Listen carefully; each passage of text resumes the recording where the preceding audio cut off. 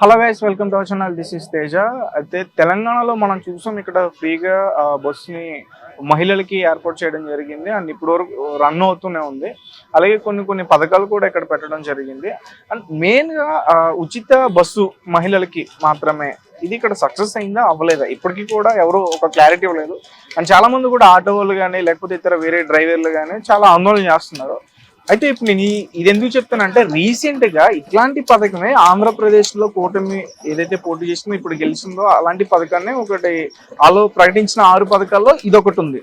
So మరి అక్కడ ఇది వర్కౌట్ అవుతుందో అవదా, ఇవన్నీ కూడా మనతో పాటు డిస్కస్ చేయడానికి ఒక పర్సన్ ఉన్నారు, అతను అడుగు. నమస్తే అన్న. అదే ఇక్కడ తెలంగాణలో చూసాం మనం ఉచిత బస్సు ప్రయాణం మహిళలకి మాత్రమే. సో ఇక్కడ ఎంతవరకు వర్కౌట్ అయింది అనుకుంటున్నావు నువ్వు? కానీ ఇప్పుడు ఫ్రీ బస్ అనేది స్కీమ్ ఏదైతే ఉందో ఇది మరీ అంత ఎఫెక్ట్ చూపించకపోయాం, కానీ దీనిలో ప్లస్ కొన్ని మైనస్ ఉన్నాయి అన్న. సో ప్లస్ ఏంటంటే చాలా మంది ఇప్పుడు చూడండి, ఫ్రీ బస్ లేకపోతే మీరు చూడన్నా, నేను చిన్న రోజు బాగా వింటున్నా, ఫ్రీ బస్ అంటే మీరు ప్రతి స్టార్టింగ్ చూడండి, this seat belongs to MLA MLC ఉంటుంది. చూడండి బస్సులో కూడా ఎమ్మెల్సీ ఉంటది, కానీ జీవితాంతం కూడా ఎమ్మెల్యే అంటే కూడా బస్సు ఎక్కడు.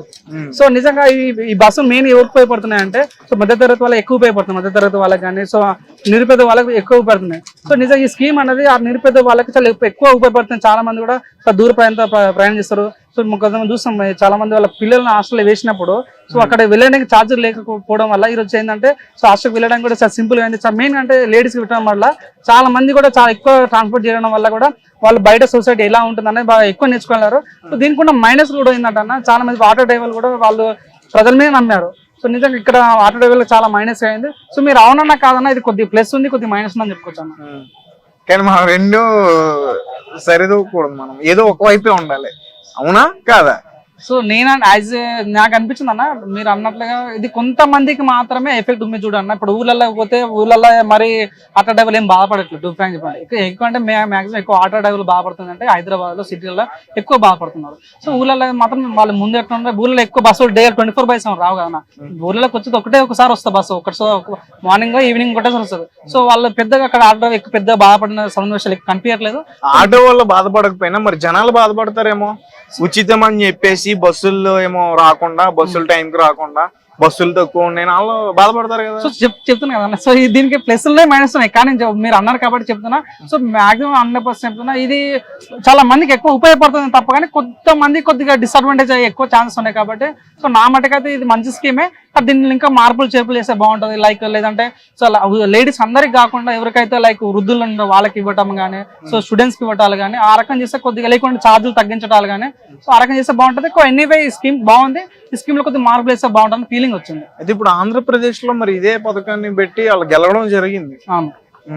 సో మీరు చూడండి, ఆంధ్రప్రదేశ్ లో వర్కౌట్ అయిందంటావా ఇది? 100% వాళ్ళు మేము చూడ ఈ స్కీమ్ ముందు కర్ణాటకలో స్టార్ట్ అయింది. సో వాళ్ళని ఇన్స్పిరేషన్ తీసుకుని తెలంగాణ స్టార్ట్ చేశారు. సో అక్కడ కర్ణాటక వాళ్ళు గెలిచిన వాళ్ళు ఇన్స్పిరేషన్ తెలంగాణలో కాంగ్రెస్ గెలిచింది. సో దీని ఇన్స్పిరేషన్ ఉచితాలు ప్రకటించిన ఏ అయితే ఉన్నాయో పార్టీలు ఖచ్చితంగా గెలిచాయి. సో ప్రజలు ఏంటంటే మనకి ఏదో వస్తుందేమో అంటే, మీరు చూడన్న చాలా మంది కూడా ఎమ్మెల్యేలు అన్న వాళ్ళు స్టార్టింగ్ గెలవక ముందు మీకు అది ఇస్తాం, మీకు ఇల్లు ఇస్తాం, మీకు అది ఇస్తాం అని చెప్పి వాళ్ళ మద్దతు పెట్టి గెలిచిన తర్వాత వాళ్ళ వైపు చూడరు. ఇట్లా ఈ పథకాలు ఇప్పడం వల్ల అట్లే ఒక ప్రజలకు హోప్ వచ్చిందన్నమాట. అరే వీళ్ళకి ఓటేయడం వల్ల అట్లీస్ట్ మనకి ఇప్పుడు 70 సంవత్సరాలు మనం మారలేదు, మన జీవితాలు మారలేదు, వాడో చేస్తారు వీడియోస్ చేస్తారు అనుకుంటున్న ఆ తరుణంలో సీట్లో ఉత్తి పథకం ఏమన్నా వాళ్ళకు చైతన్యం పెరిగి అంటే మేము కూడా ఓటేస్తాం కాబట్టి మాకు కూడా ఒక హక్కు వచ్చింది, భారత రాజ్యాంగం ఇట్లా ఒక హక్కు వచ్చిందని కలిగింటారు. సో ఆ విధంగా ఆ ఎఫెక్ట్ కర్ణాటక జరిగిన ఎఫెక్ట్ తెలంగాణ చూపించింది, అదే ఎఫెక్ట్ ఆంధ్రప్రదేశ్ చూపిస్తుంది. 100% వాళ్ళ మేనిఫెస్టో క్లియర్ రాస్తారు కాబట్టి 100% ఎఫెక్ట్ వాళ్ళకి వర్క్ అయ్యే ఛాన్స్ అనుకుంటున్నాను. అంటే వర్కౌట్ అంటే ఏ విధంగా అవుతుంది? ఇప్పుడు తెలంగాణ అంటే అభివృద్ధి చెందిన రాష్ట్రం, ఆంధ్రప్రదేశ్ అంత లేదు కదా, అక్కడ ఎంప్లాయ్మెంట్ లేదు సరిగ్గా. ఎవరికి వర్కౌట్ అయితే ఉచితంగా బస్సు? సో చెప్తాను కదా బ్రదర్, మెయిన్ గా ఉచిత బస్సు అనేది మెయిన్ గా నిరుద్యోగులకి సరేమైనా నిరుపేద వాళ్ళకి ఎక్కువ ఉపయోగపడుతుంటది. సో ఎక్కడైతే ఊర్లో ప్రాంతం ఉన్న వాళ్ళకి బాగా ఉపయోగపడుతుంటది. సో 100% దీనిలో మెయిన్ గా ఏంటంటే పూర్వక వాళ్ళకి ఎక్కువ ఉపయోగపడుతుంది అనుకుంటున్నా. చూద్దాం మరి ఏం జరుగుతుంది. మేము కూడా ఈగలు వెయిట్ చేస్తాం. సో వాళ్ళ మేనిఫెస్టో వాళ్ళు అనుకున్నారు, కాంగ్రెస్ నుంచి కాపీ కొట్టిన మేనిఫెస్టో కాబట్టి చూద్దాం మరి ఏం జరుగుతుంది. మేము కూడా ఇంట్రెస్ట్ చూస్తున్నాం. అంటే కాంగ్రెస్ నుంచి కూటమి అంటే బీజేపీ పార్టీ. అవును, బీజేపీ. అంటే వీళ్ళ నుంచి వాళ్ళు కాపీ కొట్టారు అనుకోవచ్చా? కాపీ అని కొన్ని ఫ్రీ బస్ కానీ గ్యాస్ సిలిండర్ కానీ కొన్ని అట్లా కనిపిస్తున్నాయి. సో చూద్దాం మరి ఏం జరుగుతుందో. అంటే నీకు నమ్మకం ఉందా వీళ్ళు ఇప్పుడు ఈ 3 పార్టీలు కలిసి అక్కడ అభివృద్ధి చేయగలుగుతారు, రాష్ట్రాన్ని బాగు చేస్తారు, ఉపాధి కల్పిస్తారు? సో నాకైతే ఫుల్ నమ్మకం ఉందండి. నేను చెప్తాను, చంద్రబాబు నాయుడు అనే వ్యక్తి నార్మల్ ఏదో రాజకీయ నాయకుడు కాదు. చూడండి, నాకు చాలా మనం చూసి బుక్లలో చదివింటాం, గుడ్ లీడర్స్ మనం హూ కెన్ బికమ్ అంటే ఏదో స్పీచ్ ఇచ్చిన మాత్రం లీడర్ అయిపోడన్న. సో 10 మంది లీడర్ తయారు చేసేవాడు నాయకుడు. సో మీరు చూడండి, చంద్రబాబు నాయకుడు అనే ఒక నాయకుని వల్ల ఈరోజు మన తెలంగాణ పరిపాలిస్తున్న రేవంత్ రెడ్డి, సో తన నాయకుడు సీతక్క కూడా తన ఇన్స్పిరేషన్ తీసుకుని వచ్చిన లీడర్లే. సో లీడర్ అన్నవాడు ఒక మంచి స్పీచ్ అంతా కాడు కాబట్టి 100% మీరు చూడు తెలంగాణలో మీరు చూడన్న ఇక్కడ సైబర్ సిటీ గానీ, సో మీరు చూడ హైదరాబాద్ గానీ, సో నువ్వు అవునన్నా కాదన్నా దీనికి పునాది చేసిన చంద్రబాబు నాయుడు అన్న. సో మాకు నమ్మకం ఉంది. నేను ఒక్క చెప్తున్నా, లాస్ట్ టైం చంద్రబాబు ఎందుకు అయిపోయాయంటే, చంద్రబాబు అనే వ్యక్తి ఎందుకు అయిపోయాయంటే తను రాజకీయం మీద ఫోకస్ అభివృద్ధి మీద పెట్టింది కాబట్టి ఆ రకంగా ఫెయిల్ అయ్యాడు. 100% మాకు నమ్మకం ఉంది, తనకు అంత 40 years ఇండస్ట్రీ ఎక్స్పీరియన్స్ ఉంది కాబట్టి ఒక మంచి ఎక్స్పీరియన్స్ ఉన్న వ్యక్తి. అట్ ద సేమ్ టైం ఆయన తోడుగా మా అన్న పవన్ కళ్యాణ్ అన్న, మా దేవుడు నిజంగా మీరు చూడండి, గాంధీజీ ఒక మాట అంటున్నా, ఎప్పుడైతే ఒక అమ్మాయి రోడ్ మీద నడుచుకుని వెళ్తుందో అప్పుడు నిజమైన స్వాతంత్రం వచ్చినట్లనే దాన్ని నిజంగా నెరవేర్చే దమ్ము సత్తా ఉన్న వ్యక్తి పవన్ కళ్యాణ్. సో నిజంగా మీరు చూడండి, అప్పుడు ఏదో మారుతున్న పవన్ కళ్యాణ్ వాడు నిలకడ ఉండదు, 3 పెళ్లి తీసుకున్నాడు, దత్తత పుత్రుడు, అవన్నీ డైలాగ్ చెప్పిన ప్రతి ఒక్కరు కూడా నోరు మూసుకునే ఛాన్స్ వచ్చింది కాబట్టి మాకు నమ్మకం ఉందన్న 100%. సరే, నువ్వు అన్నదే నేను ఇప్పుడు అడుగుతా. ఇప్పుడు అయితే మాటలు అన్నారో నిలకడ లేని రాజకీయం చేస్తాడు పవన్ కళ్యాణ్, మరి ఒకప్పుడు టీడీపీ వాళ్ళు అన్నారు కదా. సో అవునన్నా, ఇప్పుడు రాజకీయాలు అంటే మార్పులు జరుగుతూ ఉంటాయి. సో మీరు అవునా, ఇప్పుడు అవతల వ్యక్తిని బట్టి మనం స్ట్రాటజీ ప్లాన్ చేసుకోవాలి. ఇప్పుడు నిజంగా నువ్వు చెప్పండి, నీ గుండె సాకు చెప్పన్నా, ఈ రోజు వాళ్ళు విడివిడి వెళ్ళి ఉంటే మాత్రం జగన్ ఢీ కొట్టే వాళ్ళ నువ్వు అవునా కాదు, అది ఇంపాసిబుల్. సో 100% రాజకీయాల్లో మార్పులు జరుగుతుంటాయి, స్ట్రాటజీస్ మారుతుంటాయి.